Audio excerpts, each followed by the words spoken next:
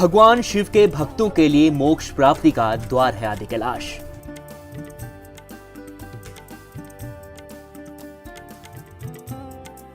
महादेव के पंच कैलाशों में से एक है आदि कैलाश।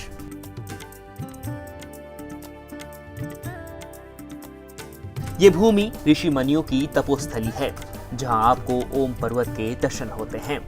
तो चलिए आज हम आपको हिंदुस्तान की देवभूमि उत्तराखंड में मौजूद भगवान शिव के सबसे पवित्र स्थलों में से एक आदि कैलाश की यात्रा करवा रहे हैं।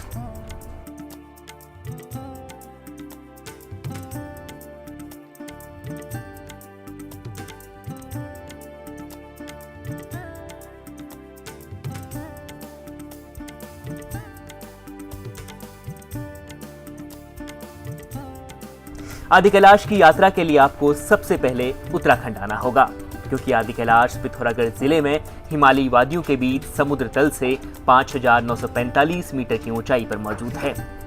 आदि कैलाश यात्रा मार्ग पर आपको बर्फ से ढके हुए पहाड़, आकाश को चूमते हुए शिखर, आध्यात्मिकता से भरपूर नारायण आश्रम और कलकल बहती हुई काली गंगा और दैवी शक्तियों से भरपूर प्रकृति के दर्शन होंगे।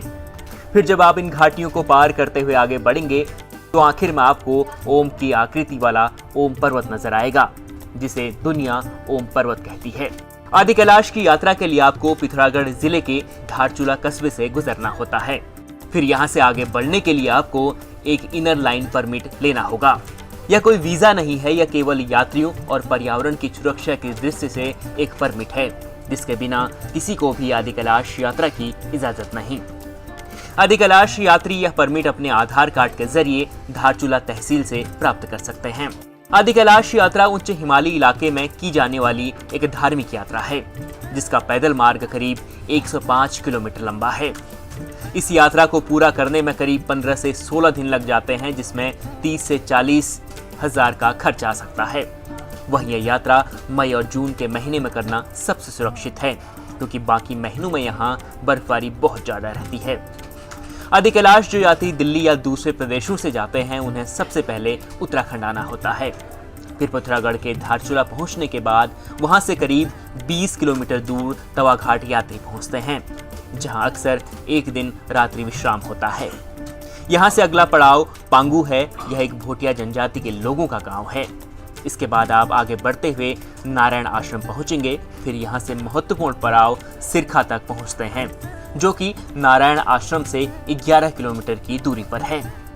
इसके पश्चात अगला पड़ाव 14 किलोमीटर की दूरी पर स्थित गाला है, जिसके पश्चात यात्री बूंदी के लिए प्रस्थान करते हैं। इस यात्रा का अगला पड़ाव बूंदी के पश्चात 9 किलोमीटर दूर मौजूद गरब्यांग है। फिर आगे बढ़ने के बाद कुटी गांव आता है, जो यात्रा का दूसरा अंतिम पड़ाव है।